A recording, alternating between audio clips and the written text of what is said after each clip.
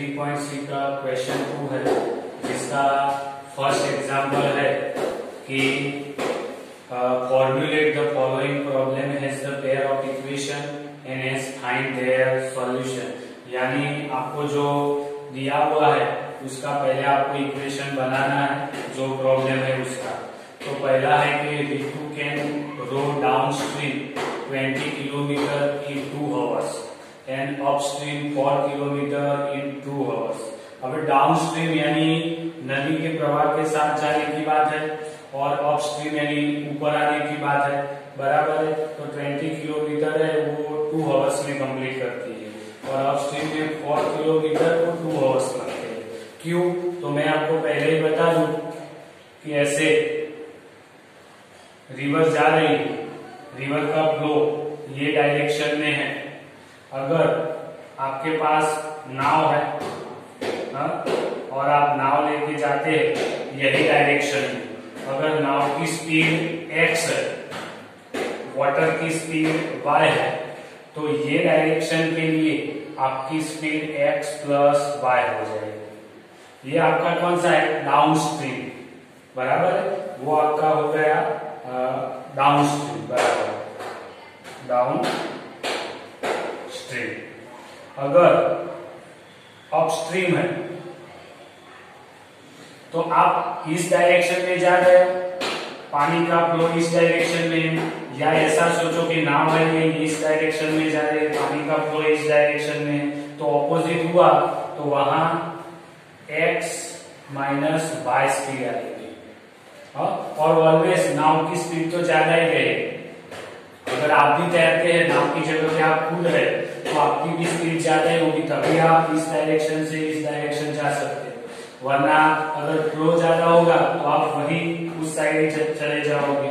तो ऐसे कोई एग्जांपल आएंगे, रिवर्स वाला है, या आप खुद तैर रहे हो पानी में, या आपके पास कोई बोट है, नाव है, उसका एग्जांपल है, तो x प्लस वाई यानी डाउन स्ट्रीम वाला, यानी नदी के प्रवाह में जा रहे हो और उसके उलट दिशा में आप आ रहे हो, तब x माइनस वाई ही लेना होगा। तो आप लिखते हैं, मैंने स्पीड ले ली है, देखो रितु की स्पीड है वो x किलोमीटर है, स्टिल वाटर यानी वाटर फ्लो नहीं कर रहा तब उसकी स्पीड, अगर नाव है तो नाव की स्पीड, और ये स्पीड ऑफ करंट यानी ये पानी की स्पीड वो बाई किलोमीटर पर आवर्स है। किलोमीटर पर आवर्स बोला है अंदर, तो आपको इधर भी यूनिट किलोमीटर पर आवर ही लेना है। अब हम लिखते हैं रितु की है, Ritu can row downstream 20 kilometres in 2 hours, बराबर है। तो देखो 20 किलोमीटर्स कवर कर रही है, यानी डिस्टेंस आ रहा है d, distance is equal to 20 kilometres. Time मिल गया 2 आवर्स, बराबर है, तो 2 आवर्स, तो time is equal to 2 hours. और स्पीड भी है, स्पीड इज इक्वल टू कितनी है? डाउन स्ट्रीम है तो x minus x plus y kilometres per hours, बराबर है।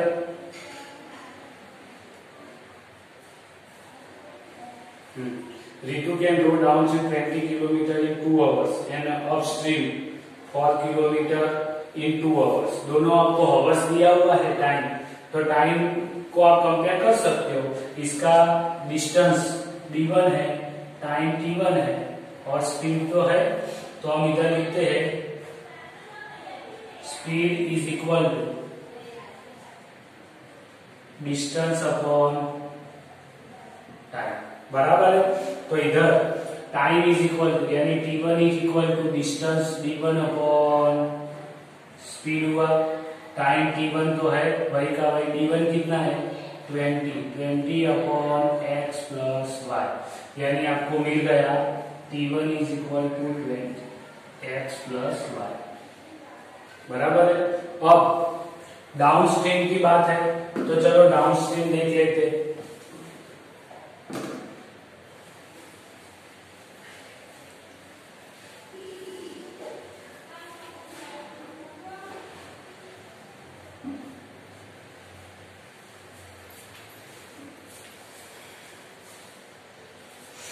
अब डाउन स्ट्रीम में क्या है, सॉरी डाउन स्ट्रीम तो हो गया, अब अप स्ट्रीम देखते हैं।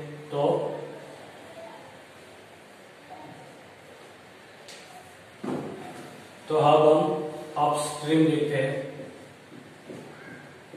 Upstream 4 kilometres in 2 hours. तो इधर भी time t2 is equal to यही डिस्टेंस d2 अपॉन स्पीड है।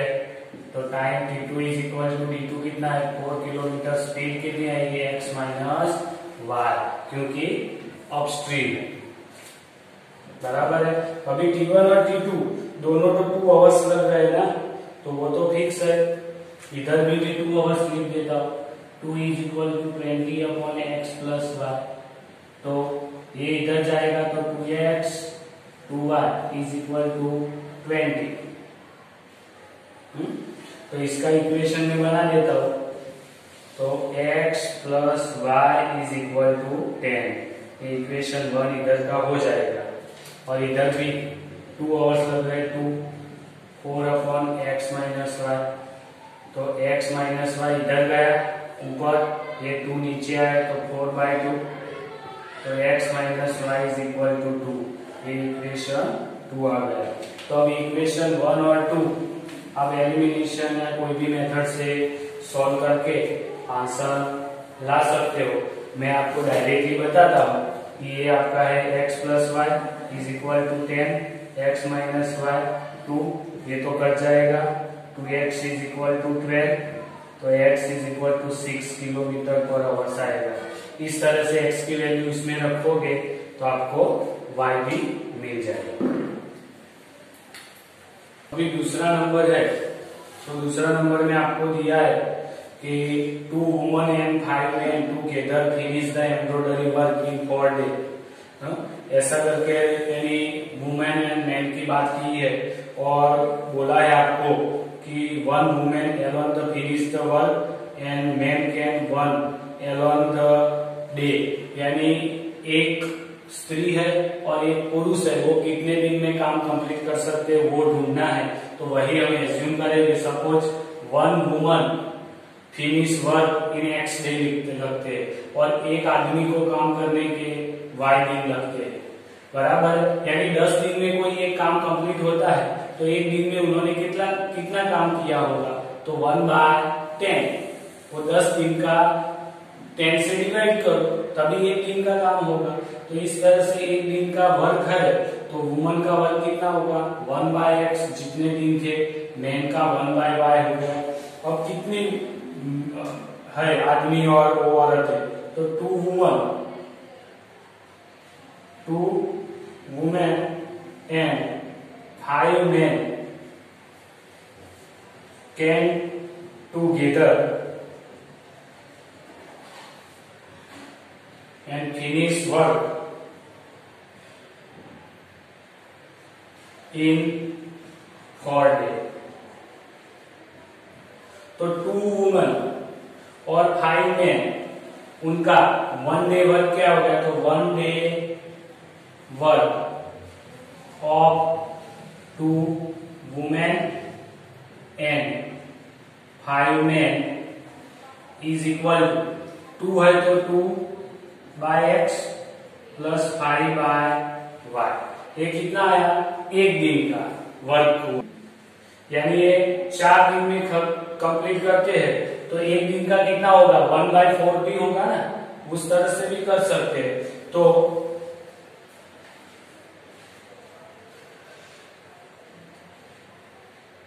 1 डे वर्क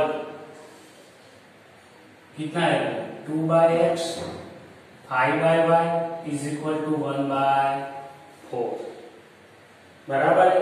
ये एक दिन का काम हुआ। तो 4 दिन का कंप्लीट होता है तो 1/4 यानी 1 दिन का हुआ। ये दोनों वर्ग एक ही है, इसीलिए ऐसा लिख दिया।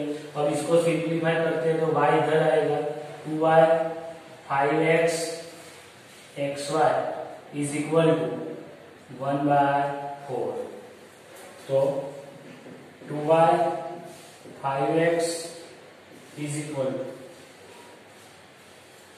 सॉरी ऐसा करने की जरूरत है ही नहीं, सीधा इधर एज्यूम करेंगे वो तो इसको ही लिख देते, ये इक्वेशन 1 कर देते हैं। अब दूसरा देखते हैं, उसके अंदर दूसरा क्या है, 3 woman and 6 men 1 day work is equal to 3/x 6/y बराबर है। और वो कितने दिन में फिनिश होता है, 4 डे 1 से 3 वुमेन 3 डेज में। तो फिनिश वर्क इन 3 डेज। तो हम 1 डे वर्क की बात करें, कितना वर्क कंप्लीट होता है, तो 3/x plus 6/y is equal to 1/3। ये इक्वेशन हो गया 2। अभी इक्वेशन 1 और 2 में देखो, 1/x is equal to a and 1/y is equal to b। ये ले लेते हैं तो इक्वेशन 1 को क्या आएगा, 2a 5b is equal to 1/4, इधर 3a 6b is equal to 1/3।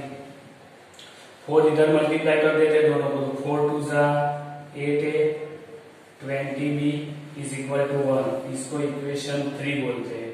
3 3 जा 9 है, 6 3 जा 18b is equal to 1 equation 4 बोलते हैं। अब इक्वेशन 3 और 4 को आप कोई भी मेथड से सॉल्व करो।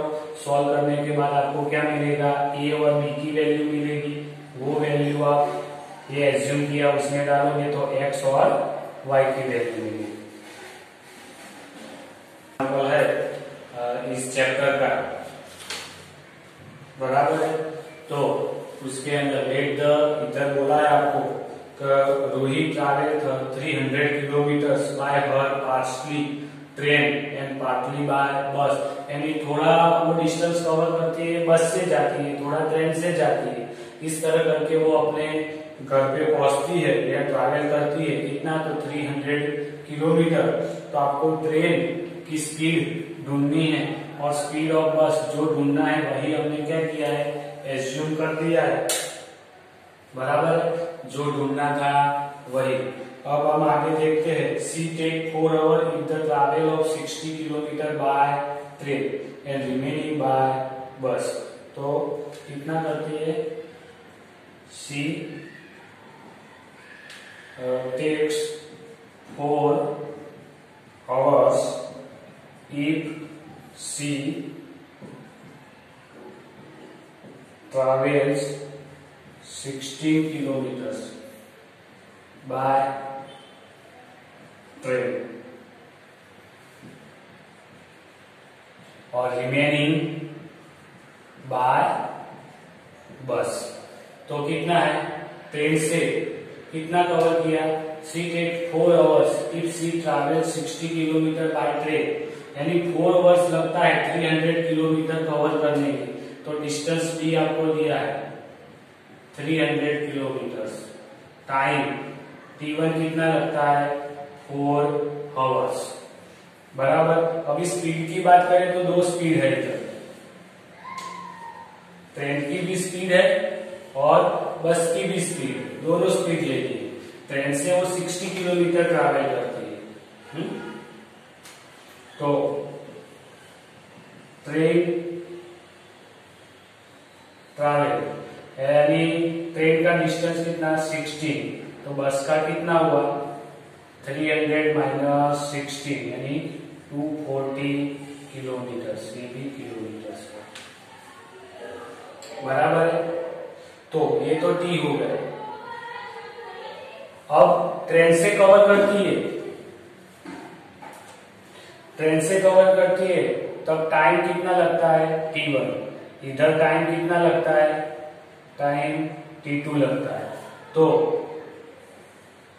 Speed is equal to distance upon time. Train के लिए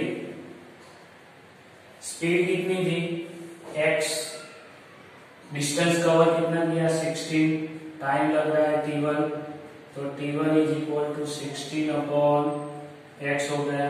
इस तरह से बस के लिए स्पीड y कितना कवर किया 214 किलोमीटर, टाइम कितना लगा t2, तो t2 is equal to 214 upon y। तो t1 और t2 कुल मिला के टाइम कितना है, तो total time t is equal to t1 plus t2, तो t कितना है 4, वो तो 4 आवर्स लग रहा था, ये कितना हुआ 16 बाय x, ये 214 बाय y। तो आपको एक इक्वेशन मिल जाए, देखो इधर इसको लिखता हूं मैं 16 by x 214 by y is equal to 4, ये इक्वेशन 1 हो गया। अब दूसरा देखते हैं, if she travel 100 kilometre by train, यानी ट्रेन से, train is equal to 100 kilometre, time t1 लगता है इसके लिए, बराबर है। फिर बस का कितना हुआ, तो 300 माइनस 100 यानी 200 किलोमीटर, उसके लिए टाइम है t2। तो ट्रेन के लिए स्पीड कितनी थी x, कितना किलोमीटर 100 और 100 किलोमीटर और टाइम t1, तो t1 is equal to 100 upon x। इधर bus y is equal to 200 upon t2, तो t2 is equal to 200 upon y, बराबर। अब क्या बोल रहा है, if she travel 100 kilometre by train and remaining by bus she take 10 minutes longer, 10 minutes ज्यादा लगती है, 10 minutes longer, so time t is equal to कितना होगा 4 आवर्स प्लस 10 मिनट्स, तो 4 प्लस मिनट्स को हम आवर में कन्वर्ट करते हैं, तो 10 अपॉन 16, तो 10 तो जाएगा, 10 16 से डिवाइड करें 6, यानी 25 बाय 6 आवर्स, ये लग जाता है। तो ऐसे भी total time t is equal to t1 plus t2, तो 25 बाय 6, 100 बाय x और 200 बाय y, ये आपका हो गया इक्वेशन नंबर 2।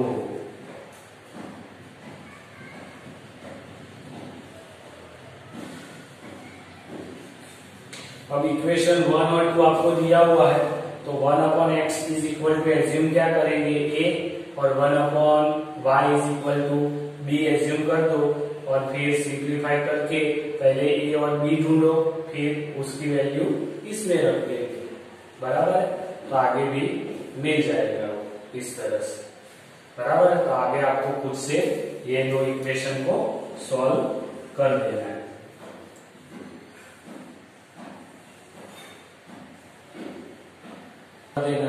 इधर हमारा चैप्टर नंबर 3 कंप्लीट होता